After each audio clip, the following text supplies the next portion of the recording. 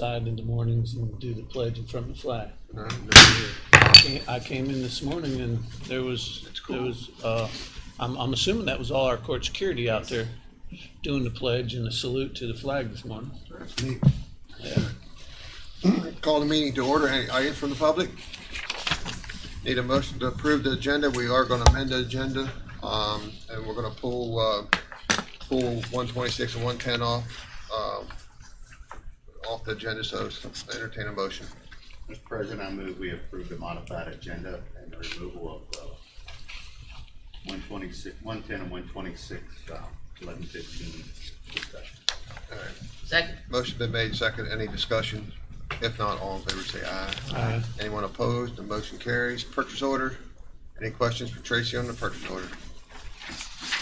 Mr. Davis, no internal budget revisions, change in status. A new hire recommendation received from Tim Zayed, Director of Community Corrections, for Aaron Mills as a therapist with an annual salary of $65,000 effective October 1st, 2020. Change, that's the one that would be coming from Hyda's new money, right? Yes, sir. Change in status received from Alan Davis, County Administrator, for Anthony Deleghetti. He is being promoted from Deputy Legal Director to Legal Director. His annual salary will be increasing from $110,250 to $120,000, $120,000 effective September 1st, 2020. Congratulations, Mr. Deleghetti. Change in status received from Tim Zayed, Director of Community Corrections, for James MacArthur. He is going from part-time driver to peer recovery coach. His salary will be increasing from $14.12 per hour to an annual salary of $34,099 effective September 16, 2020. Letter of resignation received from the Day Report Center for Aaron Rivers effective September 30th, 2020. Letter of resignation received from the County Clerk's Office for Cassandra Hensler effective August 26, 2020. Any questions about the change in status? If not, we're everyone was present for the meeting on August the 27th, 2020. Anybody have any changes or corrections on those? County Council calendar will be here in the chambers next Thursday at 9:30. Board and Commission.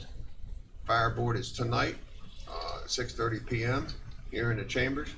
Monday, the 14th, 2:30 p.m. LEPC, 5 p.m. Water District, 6 p.m. Airport Authority, 6 p.m. Fireland Protection. Tuesday, I'll be on WRNR at 9 a.m., 1 p.m. Parks and Rec, 5 p.m. Sewer District, 6 p.m. Stormwater. Wednesday, 16th, 6 p.m. Solid Waste Authority. Where are you going to be when you talk to them at R&R? I'd like to be in the studio, but I guess I might have to call in. Well, I called in. I was sitting on my front porch with a cup of coffee in my hand, and that was a great way to do it. That would be. I thought you didn't like that, that virtual stuff. I thought it Well, was, in this case, it worked out great because I had a cup of coffee in my hand, sitting on the front porch, watching the critters in the field, and well, I'm glad out of all this you had one good experience. Well, 9 times out of 10, I'll probably be sitting on a piece of heavy equipment talking to them.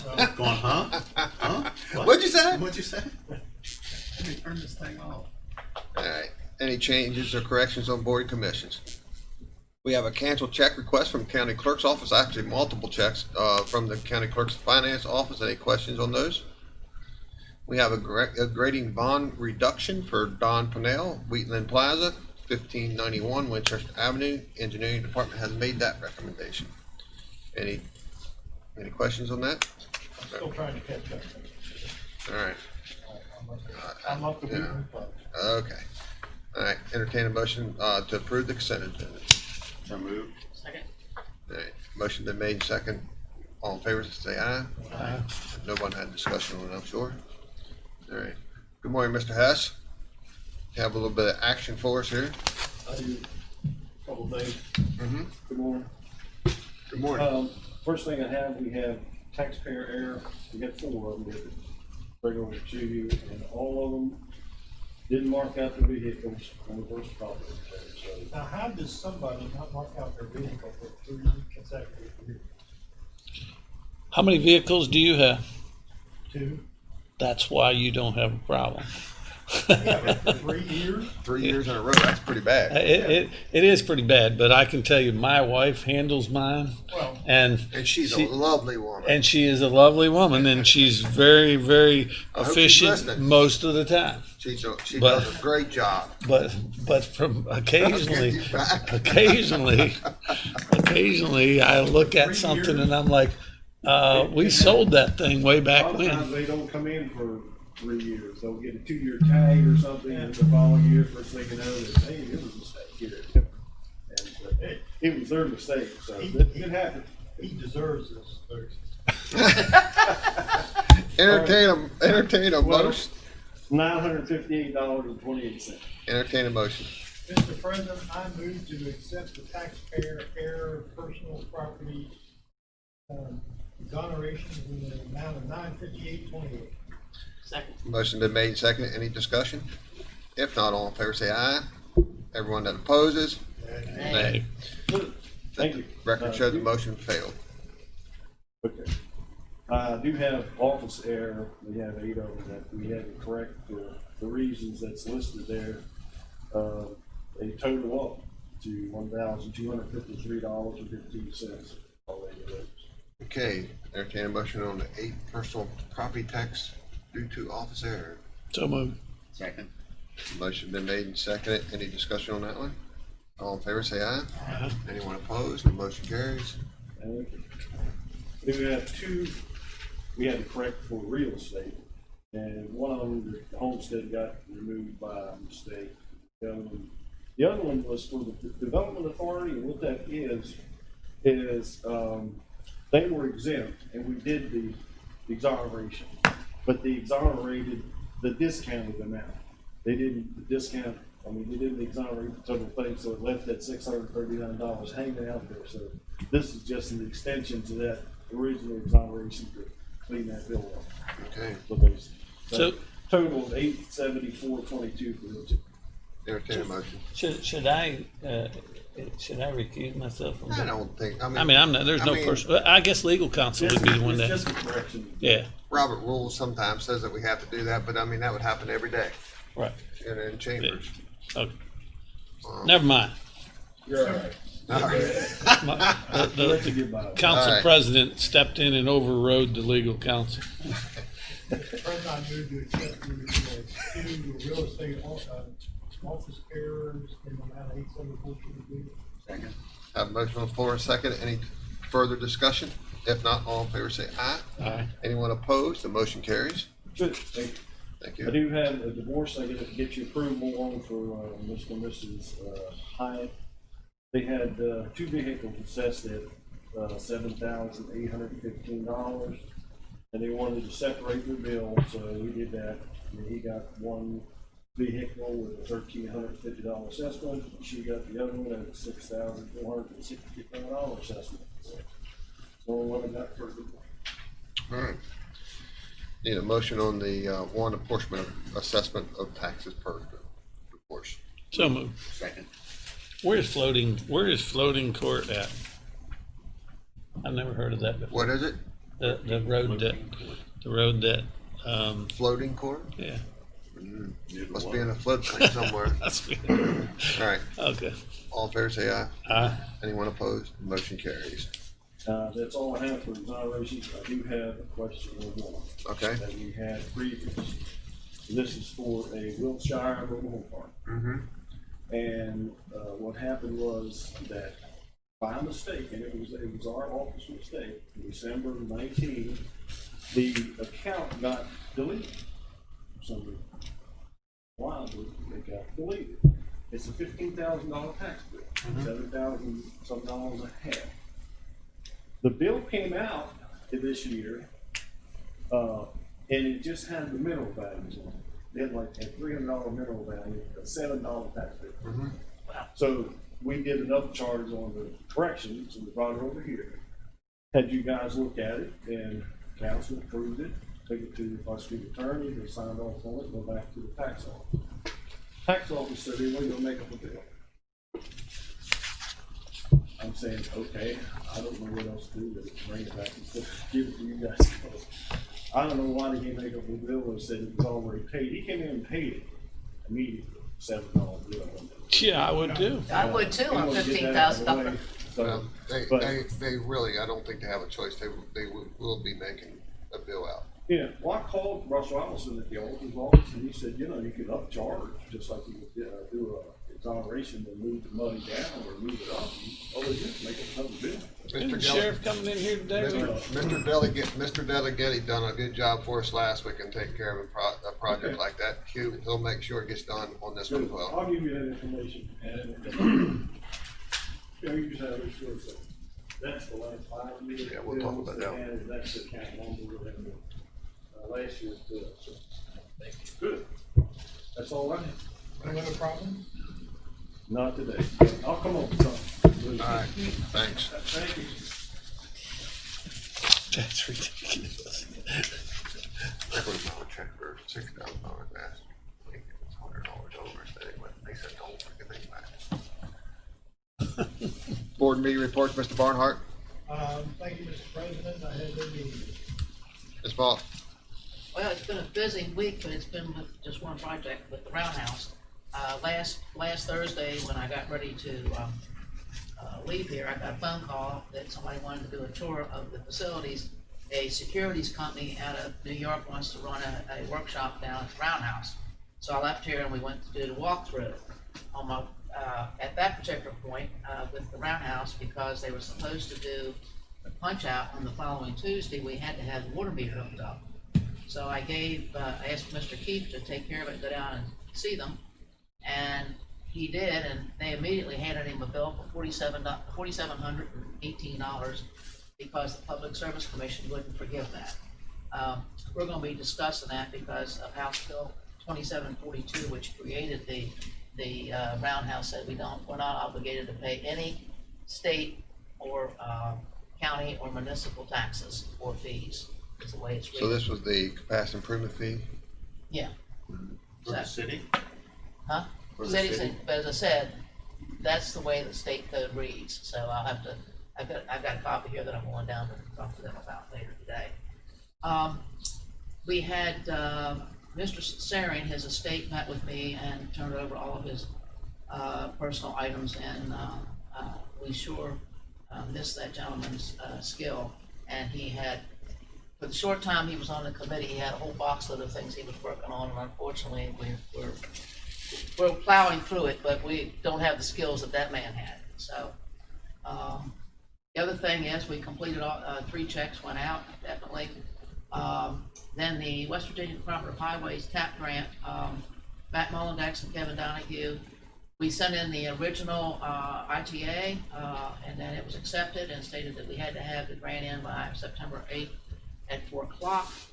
I did an extensive letter requesting 100% funding because, as I stated originally, it was supposed to be an economic area that was supposed to be 100%, and then they changed it.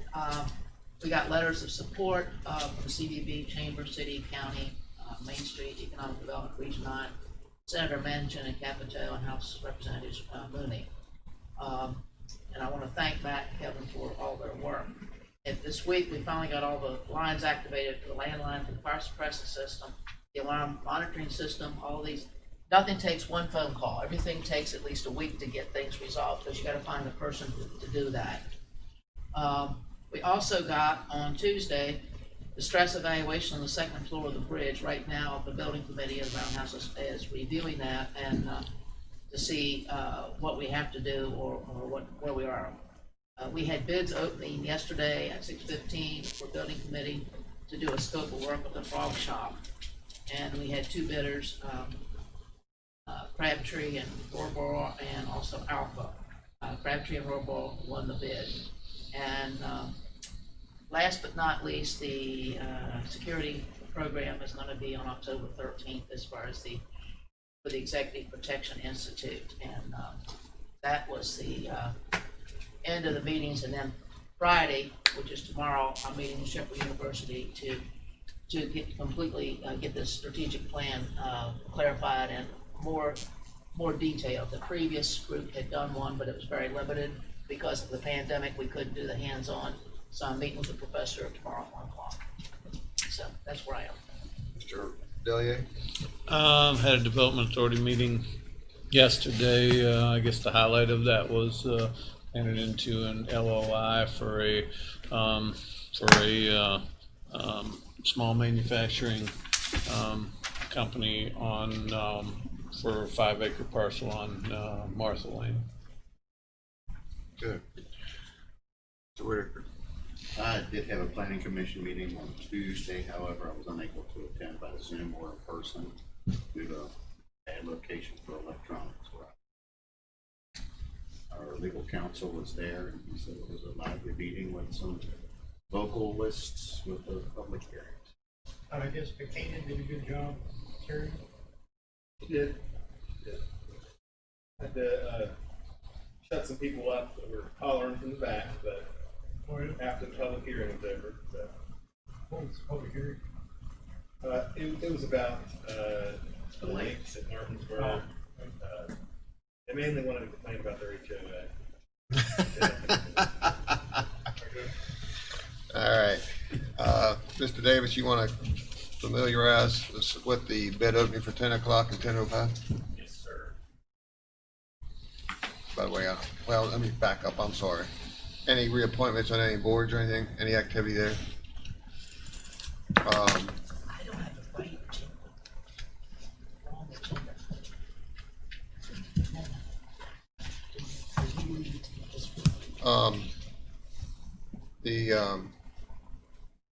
Go ahead, Mr. Davis. We'll go back to that stuff. We are actively recruiting for the GCA, by the way. That's why I was stalling. I didn't know whether we wanted to talk about that, but we'll go back to that. I did see that on social media, by the way. It was it It has looked like generated some interest. Your first bid opening is for building commission audit. State Auditor's Office has numbered it as RFP 20-248. In August 2020, we received notification from the State Auditor's Office, as we do annually, that we need to procure proposals for both the fiscal year 1920 and fiscal year 2021 building commission audits. For the smaller audits, they usually assign the audit for 2 or 3 years. The previous building commission audit contract had been a 3-year contract with Patrick V. Bartlett at $3,900 annually. We developed the RFP in accordance with the guidelines provided by the State Auditor's Office. It was distributed electronically to all 33 CPA firms from the auditor's approved list. You can only bid on the audit if you're approved by the auditor's office. Right. So we did send the RFP to all 33 CPA firms.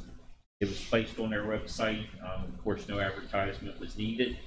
Bids were due no later than 4:00 p.m. on Wednesday, September 9th. We did receive correspondence from 7 CPA firms indicating that they would not be submitting a bid.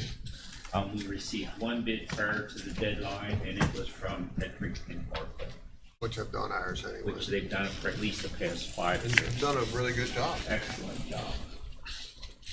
Can we make sure that we do in our social media do a little write up about this, because one of the things I hear probably most is that there's never any audits done on what happens in the county.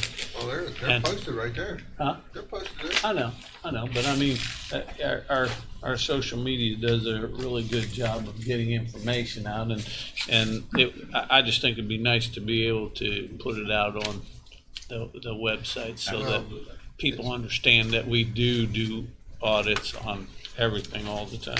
I was talking to a gentleman earlier this past Saturday that was the general manager of a large corporation here in Berkeley County at one time. And he was thanking me of the job we've done at the county council from our finance. We're doing a really, really good job. He said, but most people don't understand why you need to do that. He said, I'm trying to sit there and educate them why you got to have good finances to be able to borrow the kind of money that they borrow at the rate they're borrowing. Well, and it's just common sense. I mean, businesses fold all the time and go bankrupt because of doing a poor job of managing their finances. And it'd be really simple, you know, who borrows money cheaper? The person that doesn't have good finances, or the one that has? You know, and it's all about, you know, do you have your ducks in a row? Oh, yeah. So Yeah, that they'll kind of, and this guy would be the type of guy that would, you know, would be around people that should understand that. I don't mean that. How long did it take to sell out the last round of Less 2 than minutes. 3 minutes. less than 3 minutes to Yeah. sell out? I mean, that obviously speaks for itself, you know? Right, right. And I said that to him. It looks like the bid amount for this year would be $8,000. Seems low, lower than what it's been. Been Is that like right? 18, hadn't it? No, it's actually been 39. Oh, really? Oh, Yeah, I you're, thought- you're thinking about the county councils, Oh, okay, this is the. which we have. Yes. It's how much? 8,000. Yeah, that's right. Yeah.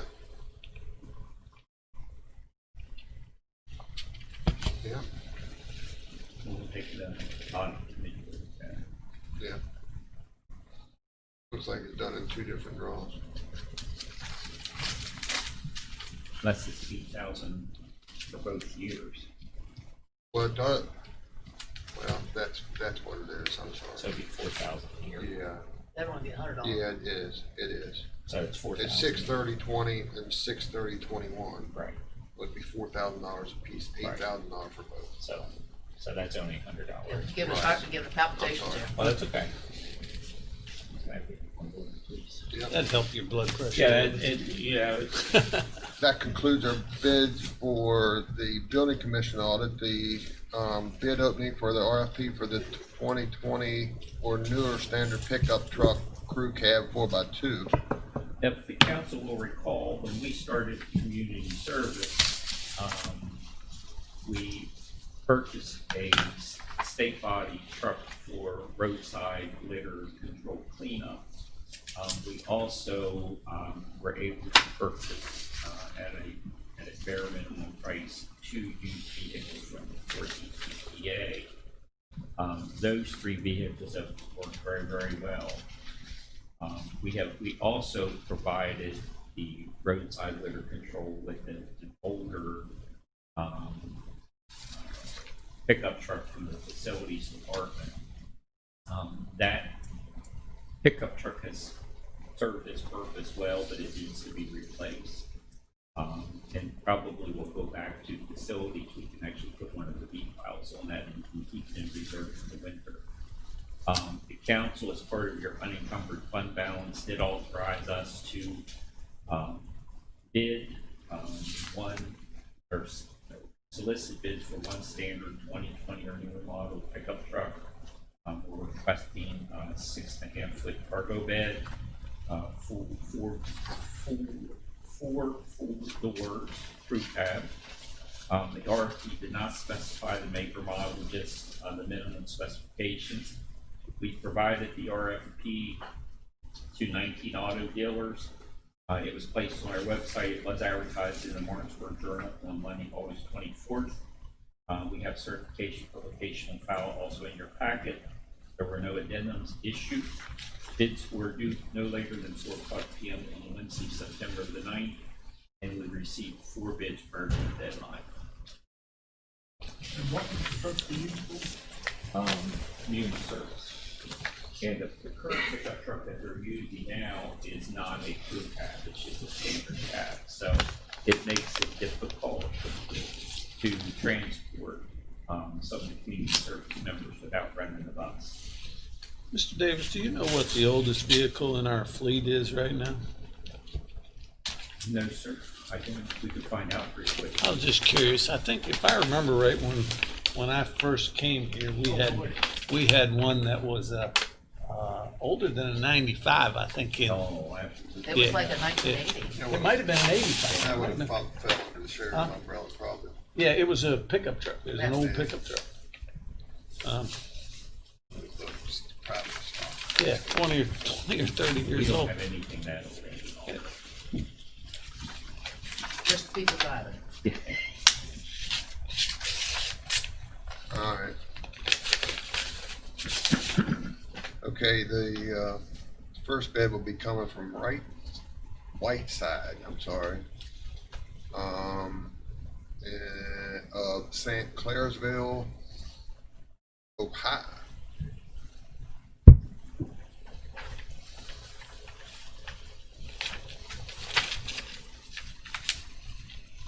Now, will this vehicle be outfitted as well, Mr. Davis? No, Any lights or anything like that? we will have it marked, clearly marked.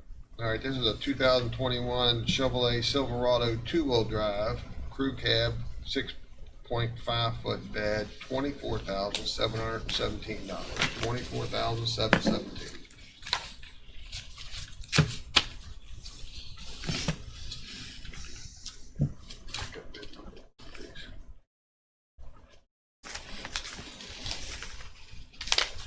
Number two, Hoffman Ford, and they would be out of Harrisonburg, PA. 2021 Ford F-150 Crew Cab XL 4x2, $31,997.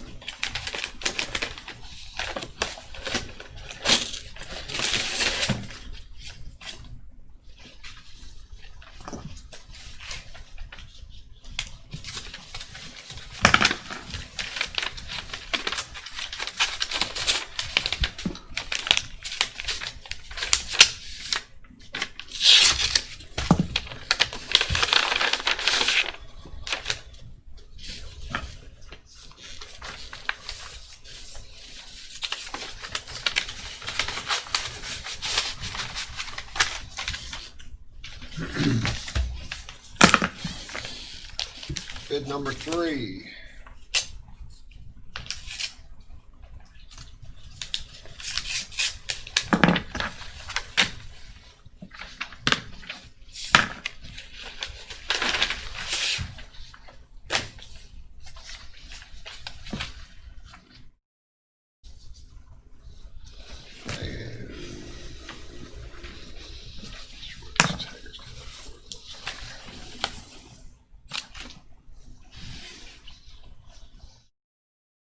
Hagerstown Ford out of Hagerstown, Maryland.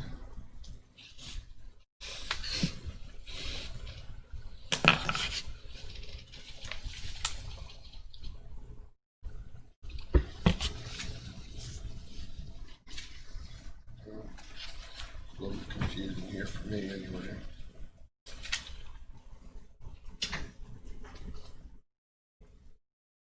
I'm going to say that it appears subtotals 31,810, but then when you add the dock fee, temp tag, and keys, it's 32,729. 32,729. Sounds like they might be a little steep. If you add all that together. But I'm not so sure whether bid number three would have all that stuff. So.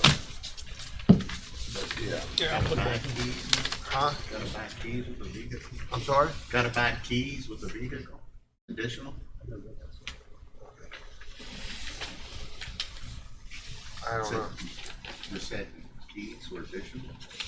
Keys. Did it say that? It did say something. Yeah, keys, they did say the keys, you're right. All right, so. Maybe that's It's a additional. quick start. I don't know. Keys, right? All right, so Kent Parsons Ford is the fourth one here in Martinsburg, West Virginia. The bid price is $30,500. Make sure I read that right. $30,587. $30,587.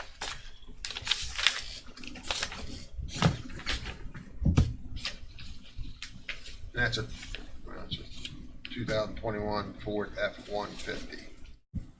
So that's just going to be used to tow people around and carry something light. It looks Yes, like. sir, it is. He's right. Yeah, the total is $32,729, and there is an extra $400 for keys. I always thought keys came with it, but maybe. And you don't get to drive it, they'll deliver it for the 31,000, but to get the key to get in, you gotta pay extra money. Pay that extra $400. All right, that concludes our bid opening for the 2020 or newer standard pickup truck crew cab. All right, so next on our agenda is Heather Williams, Planning Director, review of annual activity report. Good morning, Heather.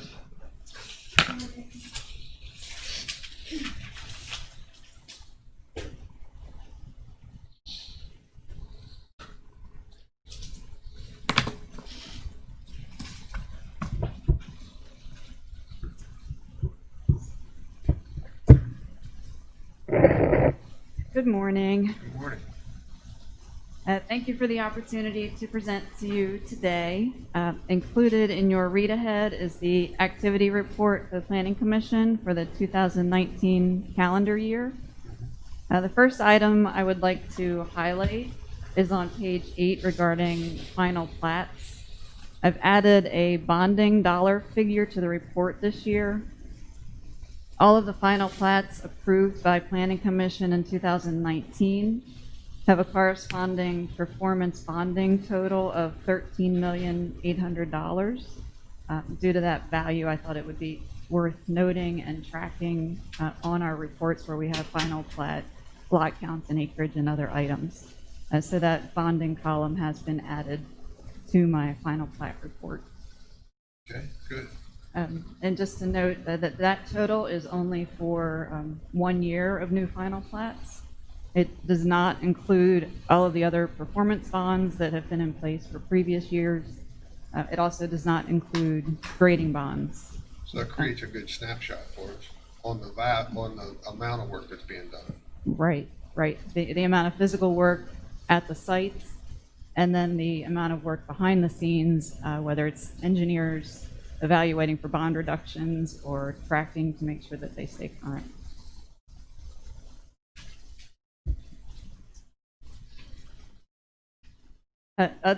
Just some general highlights that I wanted to include, and these are all summarized on the first 8 or so pages. We had no changes in staffing for 2019, and I think that is definitely a good thing to point out. It's helped with our skill sets, and our depth of knowledge has gotten better every year. We have our new file management software. The history of that is summarized in there along with the description of the new software. How's that working out for you? It's working well. I say with anything worth having, it takes time to get it established. It really has the ability to do the things that we need it to do. There's certainly some learning curve to go with it because there's just so much at your fingertips that you have to really know where everything is as far as tabs and it's all with a mouse click, but there's a lot of layers to it. So it's working. We're pushing it. I think we're probably within our first month. I would guess that we have put more into that system than many of their other municipalities that have used it. So we've had the ability, because of our volume, to test and push all the parameters with it, find glitches where glitches existed, and then the support group similar to IT is working through all of those with us. Heather, the report came out for the first one that came out in 2006 and 2007, so I got all upset and I called Mel. I said, I'm not interested in 2006 and 2007. She said, no, that's the year 26th month, whatever. And I said, oh, that was not in the explanation, because Right. I'm going on thinking, why do we need this figures? Right. Yeah. And for those of us that were involved in building it, we've been hearing those terms for about a year now, and we have to remember to relay all of that to people that are new to seeing it. Yeah, our file numbers are different, so there are a lot of differences. But the other items, as far as fees collected for 2019, the planning department collected $255,000, and this again is a number that was higher than previous years. And just to highlight the first 6 months of 2020, we've already reached $245,000 at that time. So between that total that I had at the 6-month mark and then what we've seen in July and August, we're already above 300,000 for the year in fees collected. What's your total budget now, Heather? I know it. What's your budget for this year? Forecasted for revenue? No, for your department budget. I think it's in the 270 range. Yeah, I know for many years it was the other way around. Mm-hmm. That's good that it's Yeah, I think this is the first year we might be close to breaking being in the black, as we say. What's that? Being in the black, as we say. Right. Heather, you said the figures for 2019-20 was what? For 2019 was 255,000, and that's highlighted on page 7 in the report. Okay. Total budget for the current fiscal year is 297,000 Okay, already in. good. All right, go ahead, Heather. Thank you. And then just another highlight for this year, since we are already into September. I know the 2019 numbers are worth sharing, but I'm sure you want to know some more current information as well. For our September 8th agenda, the meeting that occurred this week, we had 9 public hearings and 6 other projects. So we had 15 total projects on that agenda, and then 4 of those were sketches. That's a lot of activity. It was hefty. Right. So we managed it. We had someone from IT helping with our Zoom interaction. We had 2 court security officers that came and assisted with crowd control. We did have more than 25 people total. So they were extremely helpful with keeping people out in the hallway and taking attendance at the very beginning of the meeting to make sure that they had the right people in the room at the right time. Okay, good. It was about an hour and a half long meeting, but between representatives and planning commission members signing in through Zoom and then having the folks coming in physically that preferred that, we had participation. With that much activity, an hour and a half wasn't bad, then. No, it went well. We had, I think, 6 people that actually spoke Okay, regarding the hearings. good. The work continues to be steady, and do you have any questions for me? Not currently. So, I guess I'm looking at $281 million worth of value of what the permits value totals. Am I reading that correct? Where? I'm on, I'm on building inspections, sorry. Oh. Yep, that report was pulled from Melanie's report that she assembles for Brian. And yes, the total building permits were $281 million in value. All right.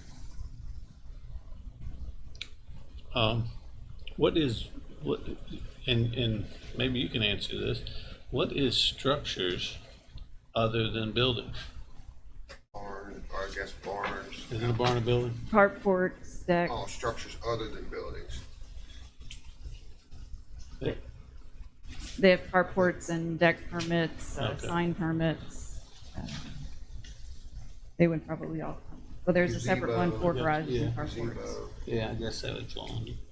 Right, water heater. yes. Generators. Well, that wouldn't be a structure though. Yeah, water You heater. got garages and Windows. which is Could be a separate. parking garage. Well, there's actually a column for parking garages, and there's 0 in there. Zero. For many, many years. Huh? For many years. Yeah. All right.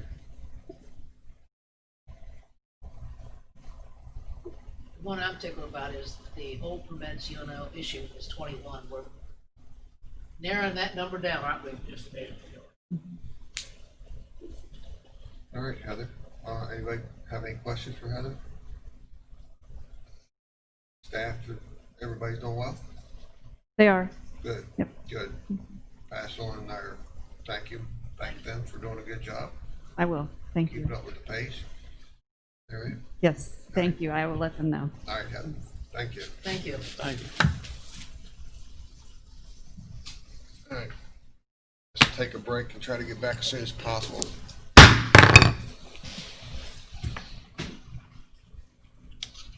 Thank you, Penny.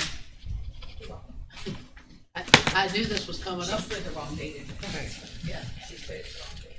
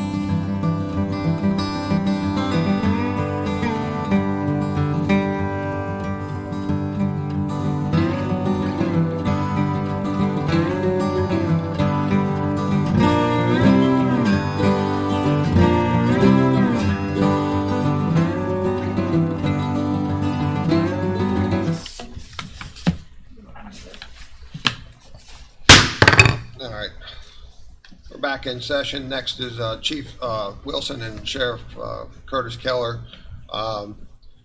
The one request is for redesignation part-time civil service processor to a full-time position. Is that correct?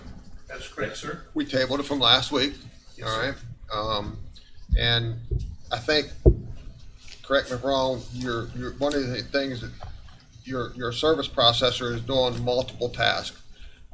Where not only is he doing serving papers and doing it very well, you said last week, but also being one of the people that goes on the trips for the mental hygiene, That's correct. which is able to leave a deputy in town instead of sending two. You can send one now. Yes, sir, that is correct. That's the goal, Yes, right? sir.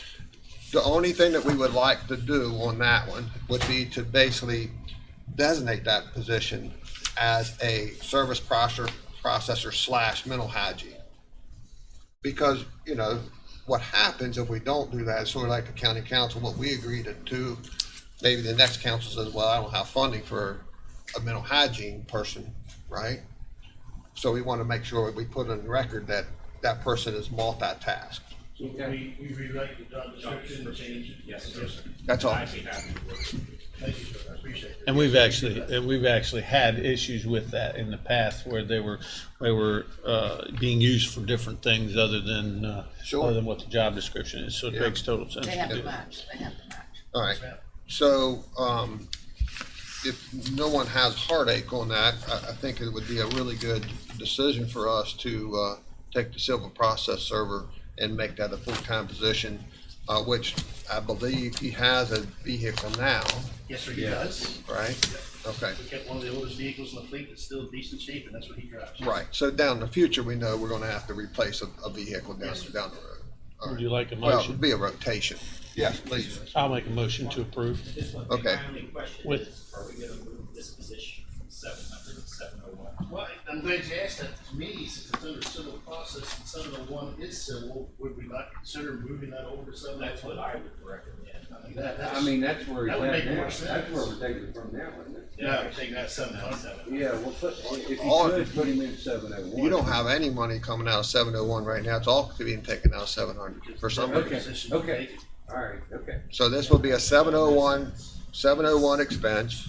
I And, thought we were still taking it out of there. So we still have to transfer, you still have to transfer some money from the one to the other for the payroll of it, right?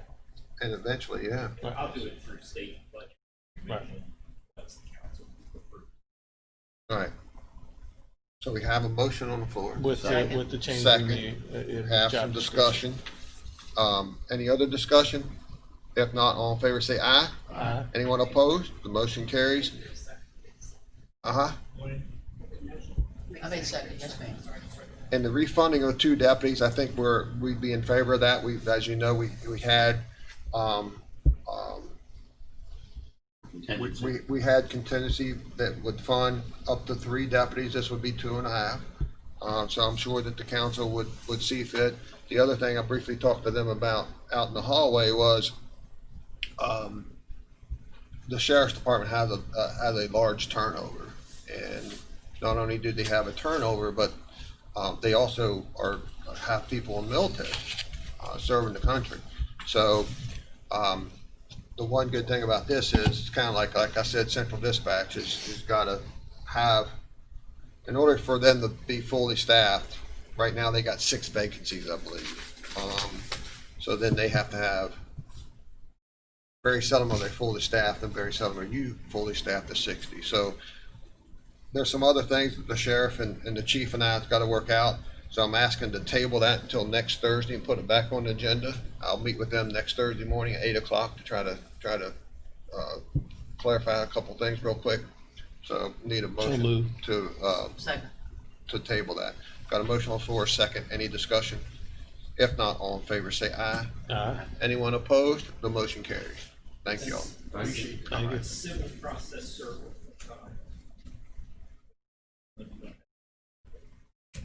Immediately. Can we make it effective at the beginning of the next pay period, which is September 16th?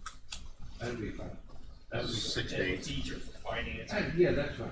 Okay. I mean, we'll just still pay it out of the, over Did the. you say anything about the All right, so, Tax office. I'm sorry. You see anything about tax office, you're gonna miss that Right one. here. Yeah, I got it. All right, so this position, let the record show, be effective 9/16 of 2020. All right, Thank you all. I'll give you a call later, Sheriff. Okay. Yes, sir.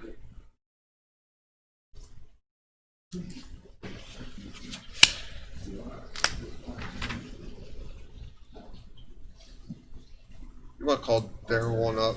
You can do, Okay. you can do mine real quick. Yeah, he's got a, possible. Oh, bond yeah, yeah. Refinance. I put a big X through you. No, I did too, but Yeah, All right, let's do the bond. I didn't go away that easy. You got, Cruz Associates has sent some projected numbers of using last Thursday's projections of interest rate, I believe, Yes, sir. Um, bond refinancing on. Greg, I think it's available if you want to give them one, but I didn't know if that was necessary or not. I don't think so. Okay. I didn't think so either, but I just wanted to put him on notice in case we did need him.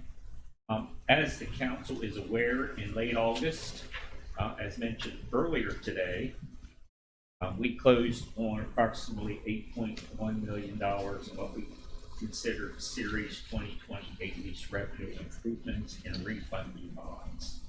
These bonds provided $3.9 million in funding for the reuse of 520 South Raleigh Street, for the Day Report Center, and the refinancing of $4.2 million in Series 2011 bonds held by Summit Bank, which they actually hand delivered and returned the actual bonds to us yesterday, which is the first time any bank has ever done that. Because the council was able to lock the true interest rate at 2.06%, the refinancing resulted in interest savings on the 2011 bonds of $462,750. During the refinancing and at closing, it was mentioned that there may be some other bond refinancing opportunities, with some of the bonds still several years from the first call. The historic low interest rates currently available warranted refunding consideration. The Series 2014 C bonds, which were issued for the facilities improvements needed at 802 Emmett Roush Drive, are eligible for first call in September, and we're currently going through the building commission reading process. If the rates remain low, we should see a healthy savings projected to be about $219,120, and this would be a tax exempt bond issue. And that information is in your packet. So one of the things that we was talking about was the tax exempt, whether we would have enough capacity, whether this would be exempt from the exemption. It doesn't against, if we would refinance these because they were already issued once as tax exempt, it does not go against our 2020 allocation. That's been clarified. Correct. I asked that yesterday.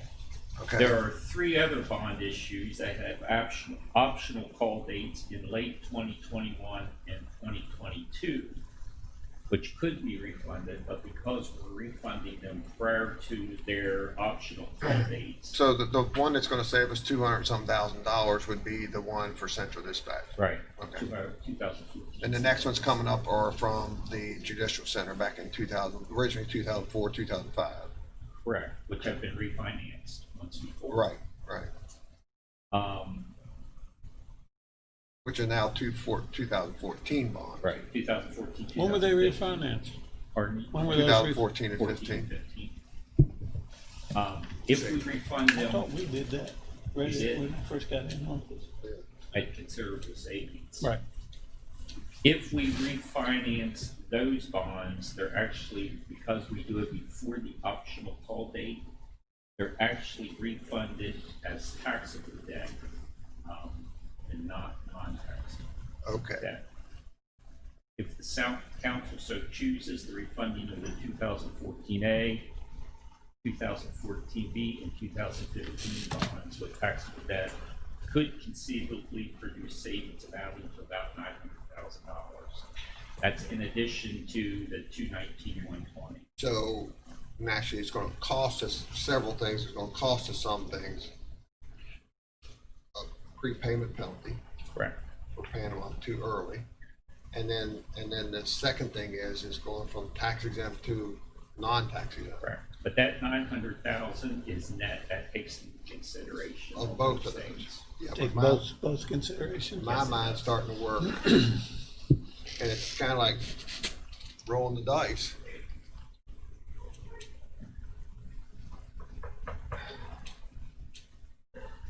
Who's going to win the presidency? Well- That's what's going to happen. That's where it's going to fall down to. And it depends, this depends on how quickly we can go through the pricing. Well, I mean, November 3rd is the most important date in this oh, situation. I mean, right now it's very attractive, but we can save $900,000.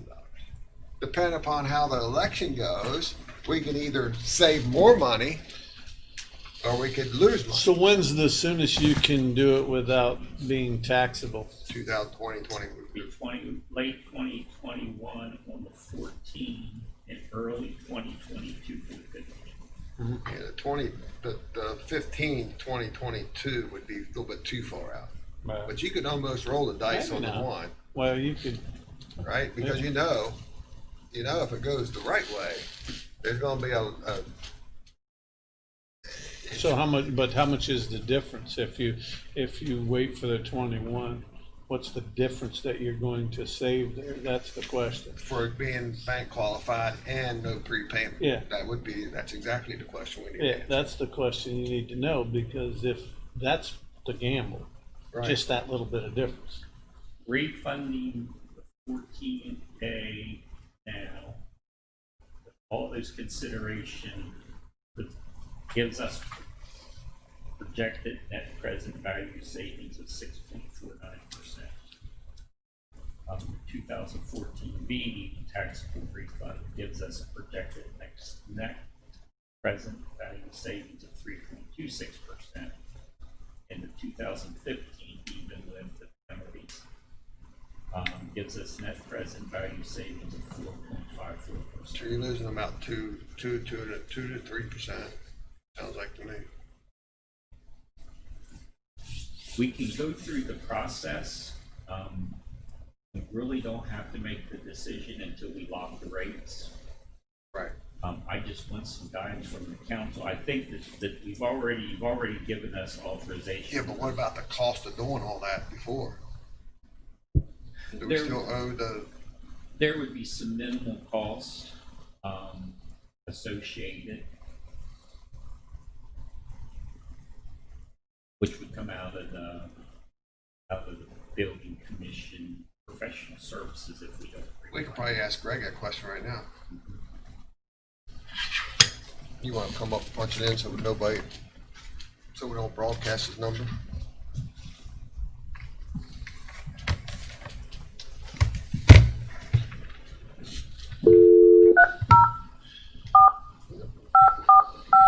Next year we'll be off the town. Crazy. Could be. Could be. Or it could be a drastic deal where everybody sells. It'd be a freaking. This is Greg. Hey, Greg, this is Alan. Hey, Alan. Good morning. How are you, sir? Good. You are live. We are in session. We are in public session with the full council here. We're talking about the early refunding of the 14A, 14B, and 15 bonds. Okay. You know, we're already moving on the 2014 C bonds, so the discussion Right. is around on those early refunding of those other three bond issues. Right. I think. Go ahead.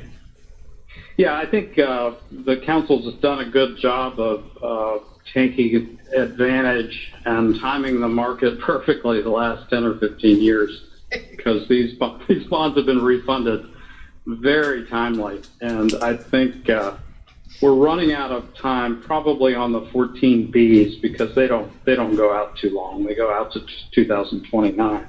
So this may be the last opportunity for those. But it's just a strange situation in the interest rate world. The taxable rates right now, in some cases, are below tax exempt rates, So- which is so- not normal. Greg, so that's our question. There's two things on the 2014 B, I think it was, and 2015 B that would not be bank qualified, and they would be prepayment penalties for us to refinance them again and still save above and beyond what we saved the last time. What the one that we're looking at would be the ones that would be no prepayment penalty in 2021. What month would that be on the one?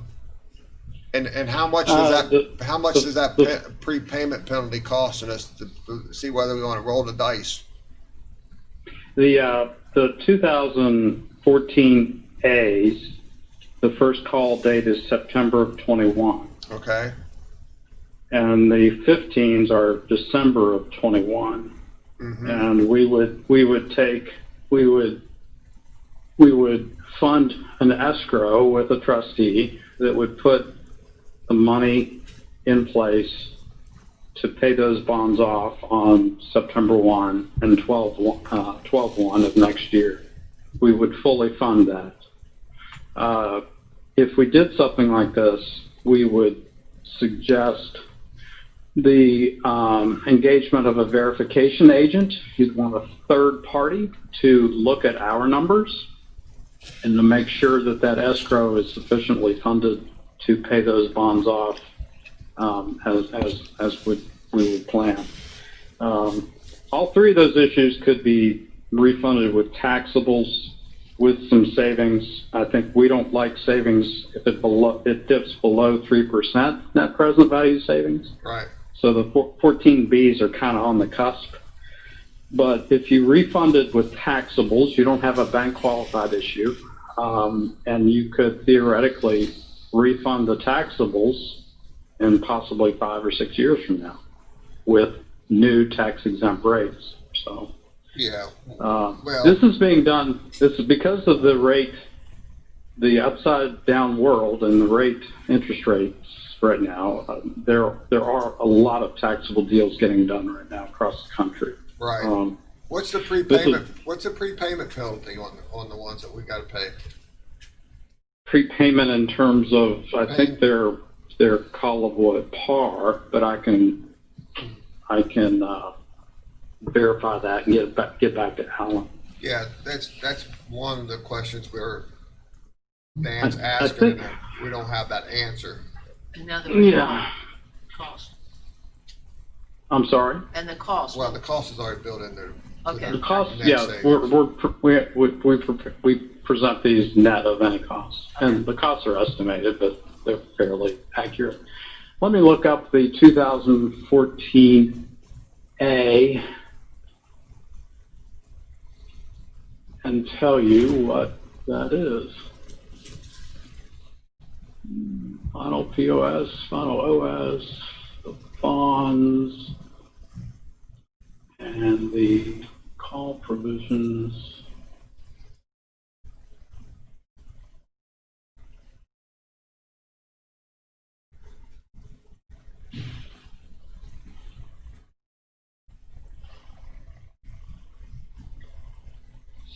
So if we were to wait another year, obviously till September next year, is there any other benefits to waiting, even if it was the same interest Well, rate? there is a benefit to do it this year because we wouldn't be burning up our Right. tax credit, our Right. bank qualified next year, which could be the profit of it.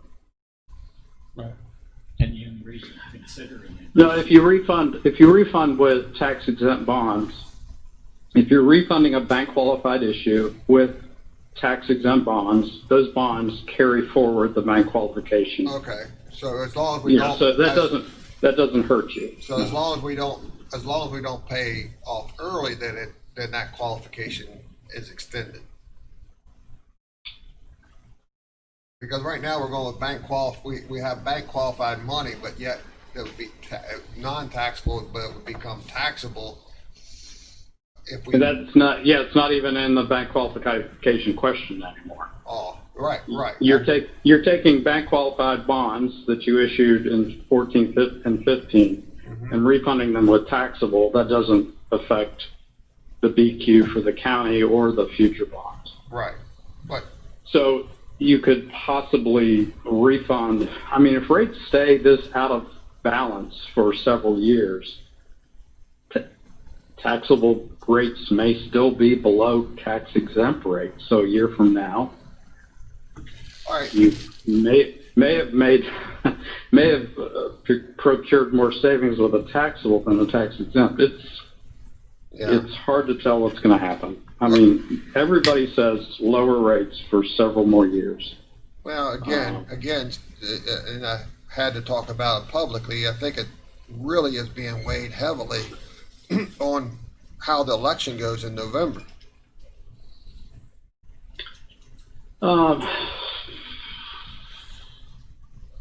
I think from the Federal Reserve standpoint, that does not matter. Okay. I think from the stock market, yes, I think that matters. Right. I think the reserve fund has tried to stay out of the political fray. Mm-hmm. And their commitment is the recovery of the economy by providing lots of stimulus on their own. Right. They've not shown any interest in increasing rates for a long, long time. Okay. So I think that's their directive. I don't think that the president can try to influence that, but historically has not tried to influence the Federal Reserve. All right. So I don't think that the election will affect rates that much. I think it's going to affect the stock market immediately and then not be an issue after a while. So How about this, Greg? How about if we call you? How about if we table this until next week, and then Sure. we call you next Thursday around 8:30, 8:45, and dig into some of this other stuff rather than Sure. okay. Sure. And I'd like to correct you on one thing. I mean, this county council in the last 10 years has made some very strategic moves to improve our credit rating and our finances, and to be able to save multiple millions of dollars in payments on prior bond issues and bank financing. But we have done it as a team, and the team includes Greg Isaac and Cam Seekers. Oh, thanks. Okay. Well, yeah, I appreciate it. But It's, we've made a really, really good team over the last 10 years and continue to look for that success, and hopefully the taxpayers of Berkeley County recognize what we've done and has a large value on that, because for us to be able to borrow money at 2.069% and currently on this as of last Thursday be 1.94%. And then you sell our bonds of $8.1 million worth of bonds last week in less than 3 minutes, says a lot about what we are doing right. So yeah, I think you're right there. all right, I think you're right. all right, Greg, thank you. We'll give you a call early next Thursday morning. All right, thank you. Greg, we'll send you a meeting invite for next week. That way all of our calendars will be marked. All right, thank you, Al. Thanks, Greg. All right. All right, see you guys. Yep. All right, so we need to table the Possible bond refinancing. possible bond refinancing. Move to table Second. Motion been made and second. Any discussion? till next week. Till next week, yep.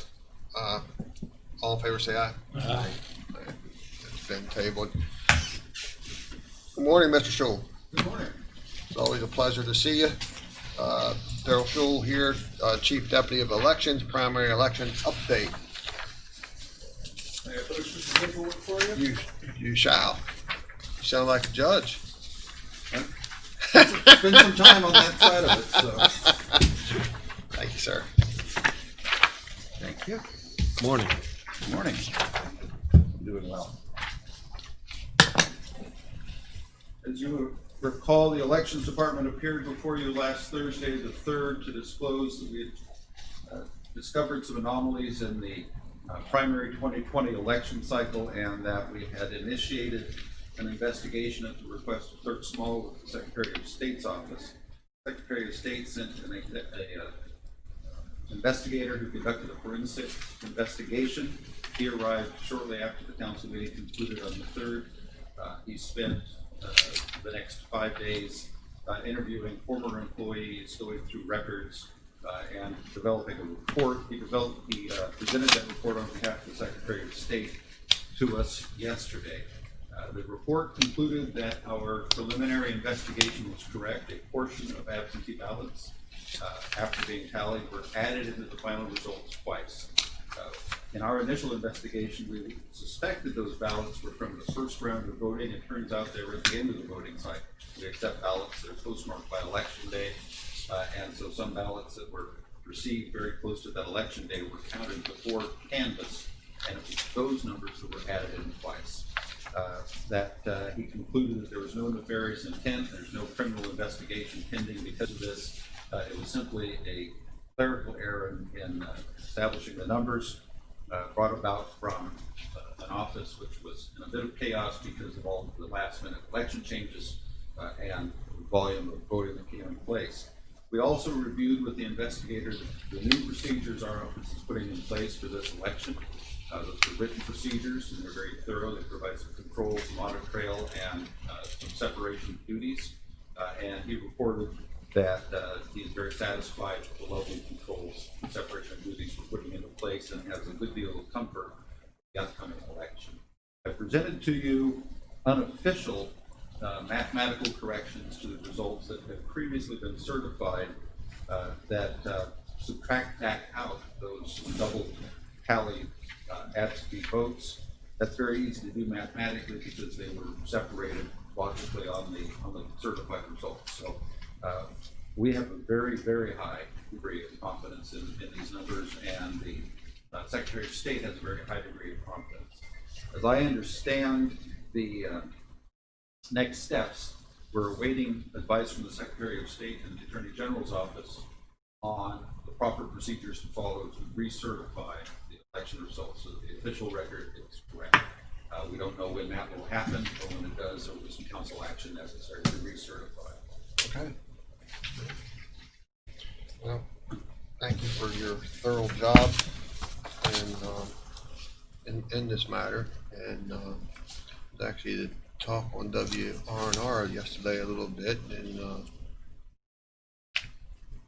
it was a good conversation. So, anybody have any questions for Mr. Schultz?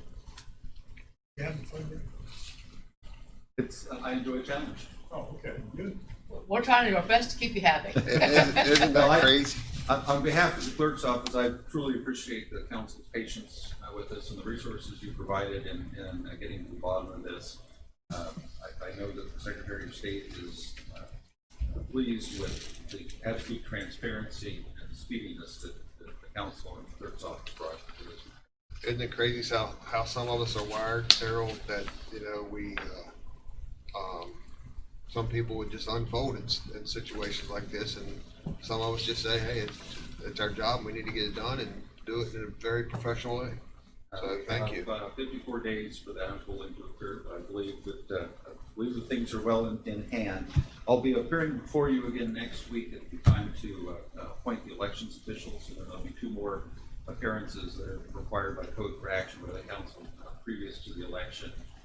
That we have, we'll have all the written procedures in place and in effect for this, and we've confirmed funding, additional CARES money that was placed into the HAVA grants to cover the added costs with COVID-19. So currently for the November election, looks like it's for the state of West Virginia, it currently will be nothing crazy. It's going to be try to be as much normal as possible. It's going to be absentee ballots and in-person ballots. The primary election appears to have revealed the surprises. Right.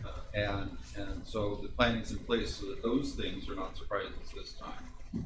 As of this morning, we're at about 3,400 absentee ballots requested. We're estimating between 10 and 18,000 roughly come in before the election. starting a week from today, the teams, so actually a week from tomorrow, the teams will be downstairs. We're bringing in teams of opposing political parties to process those applications and get the ballots out. And then we'll have teams in place beginning October 21st through early voting, start processing and counting those. So it appears like the option of absentee ballots has increased the percentage of voters. A rough analysis of the primary turnout was that approximately 25% of those requesting absentee ballots were individuals who had not voted in previous primary elections. Right. Of that group, roughly 2/3 of them returned the ballots. So yes, it brought out additional people that had not voted in primaries in the past. We haven't done any analysis on the ballot requests we've received so far to see if that's going to hold true.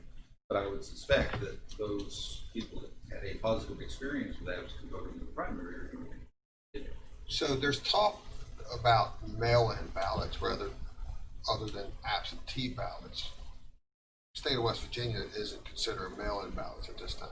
The mail-in ballots are generally defined as, it's a misnomer really. Mail-in ballots are the state sending ballots out to every registered voter, Right. regardless of whether they've applied or not, and then returning those voters would return those ballots. That is not legal in West Virginia currently, and I know of no effort to make that legal in West Virginia by current elected officials. The process now is you'll have to apply. Elections officials determine if your application is properly signed and properly filled out.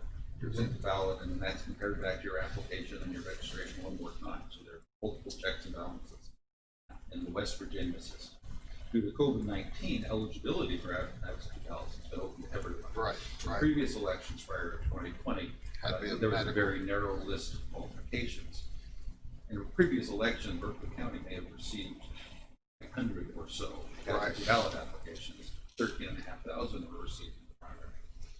Well, and that number seems to be growing because if I remember correctly, last time we spoke about this, you had anticipated 10,000 and you just said 10 to 18,000. It is growing as the applications come in. The Secretary of State released an online portal for individuals to securely request an absentee ballot, and we've had approximately, nearly 2,500 come in that way. So we're seeing a large volume. They come in at the rate of about 300, 400 a day right now. Oh my. If I was to request an absentee ballot and on election day, I decided I don't want to use that, I want to come in and vote in person. Bring that ballot with me, turn it back in to the poll workers, and then I go vote. Yes. What happens to that ballot once I turn it back in? Is it destroyed, shredded? The moment you return an unmarked ballot, Unmarked, okay. the poll workers will write the word spoiled across the face of the ballot, and that ballot is stored for 22 months and accounted for at canvas. Okay. That canvas, we're going to account for every ballot that's printed and every ballot that's returned, and be able to give you account of how many were spoiled, how many were sent and not returned, how many were counted. So you said unmarked. What if you start to fill the thing out and decide not to do it and come in with a partially ballot? What happens? Are you still allowed to turn it in and void it? And it can still be spoiled. We would advise against that if at all possible, simply because the record is not as clean in that circumstance. We also encourage people if they intend to vote by absentee, to vote by absentee, and the reason is it costs taxpayers in the county nearly $3 to process and send each ballot, the postage, printing, and everything else. And so if individuals plan on voting on election day or voting early, there can be significant savings to taxpayers by doing that and not requesting an absentee ballot. But everyone's entitled to request. Is voters registration allowed? Let's say I want to bring my absentee ballot back in before the election day, and I don't want to come in personally, and I don't want it to go through the mail system. Is there a provision where we can go out and collect it from that person outside and bring it back in, or does it have to be deposited in a secure box? If you're holding a locked box out there and somebody drove by and dropped it in, is that an option or is that not allowed? Code states specifically there are only two legal ways to return your ballot: the United States Postal Service or hand delivery to an election official. I would strongly advise against a policy that has election officials accepting those ballots outside of the secure setting. Right, of because registration. it could be, What I was referring to is if you had a scheduled pickup out here on the street, a certified people. With an election official out there. With an election official out there, that somebody wanted to come by and say, hey, look, I'm gonna go ahead and vote, but I'm not going in that building. Here you go. It's like a early voting. Drop-off. Drop-off. It's like a drive-through. That appears to be proper and legal. I think there'd be a good amount of study needed. Each time you add a variance to the process, you add an additional opportunity for mistakes to happen.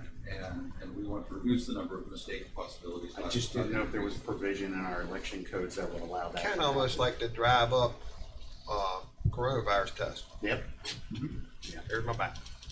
Except we don't use as many swabs. Right. Now, there is provision in code, another person can deliver your ballot for you, but no person can deliver more than 2 ballots during elections. Very interesting. Well, it's, thanks to you and your staff and Mr. Small for getting on top of this and make it very transparent. Everything we do in Berkeley County is done that way. Really do appreciate your hard work. We will continue to communicate any future steps on this with you as they're available. And appreciate the education because you're obviously a wealth of knowledge in this end. So much appreciate the answers. I have 2 Bibles. One is the Bible and the other is the Green Election Code book. And they're both read religiously. You're probably educated with a fire hose on this one. Thank you all. Thank you. Chair, council has given a hard copy of the Secretary of State's report. What provisions are we making on this? Our office does not have plans underway that would be In appropriate. case the council would get questions. I think it would be appropriate if the council was willing to coordinate on that because it does involve both bodies. And I think in the interest of transparency, our office would want to release as early as possible. We have made the unofficial results reports provided to you now available for public inspection in our office downstairs. Okay. So do we want to, Mr. Davis, are you asking for us to make a motion for Mr. Schul to do a press release on the unofficial numbers? Well, I'm asking about the report itself. Oh, the report itself, okay, from Secretary of State. With in terms of the Secretary of State's office and Mr. Small is the council. I don't see no problem why we shouldn't do that. So I mean, again, we're talking about transparency here. Right. So I think, Brought it to the council's attention as soon as we found out about it. right. Again, for the sake of transparency. The Secretary of State's office did an incredible job, entering and doing their investigation and issuing a report in about a week. I think that we owe it to hear the results of that investigation. Mm-hmm. Okay. All right. Yeah, the direction we want to give Mr. Schul is to release the report from the Secretary of State, I'm sure. So Next, a motion to, we don't need a motion, we just need the direction, I'm thinking. that'd be fine. Okay. All right, we'll prepare that and get it out this afternoon. Thank you, sir. Thank you. All right. Next on our agenda is executive session for county council personnel. And there will be no action taken. All right. Need a motion for that. Second. All right. We are in executive session. Time to break. Have a great night. Hey, Jim, where do you live at? Mike's at. Off of,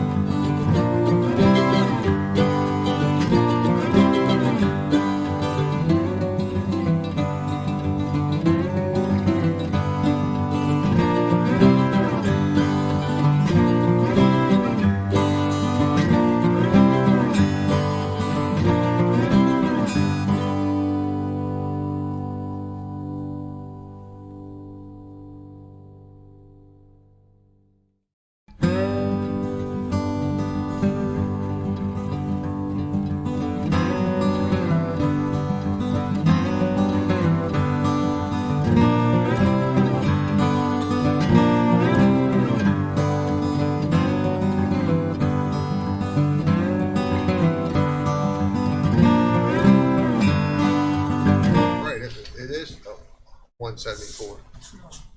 It's big. All right, we're out of executive session. There's no action coming out of executive session. Mr.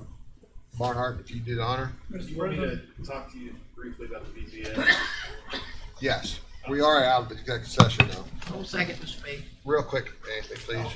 So we only have two members on the Board of Zoning Appeals. They've not met in many years.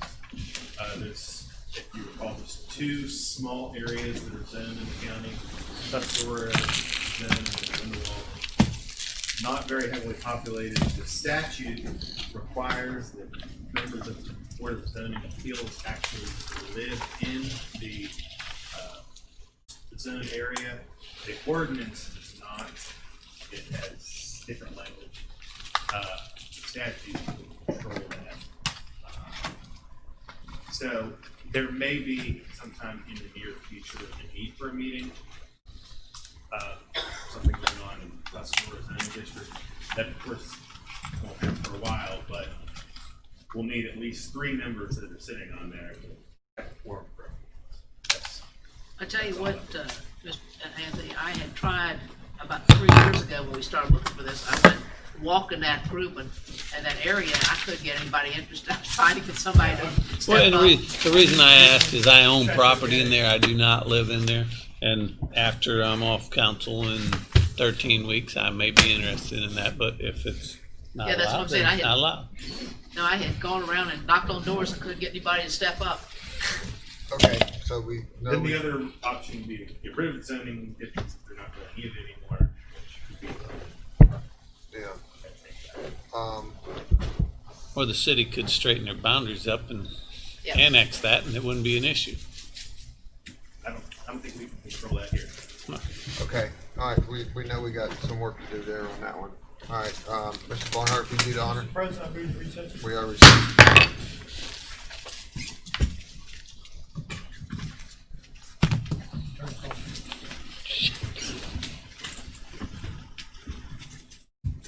Easily.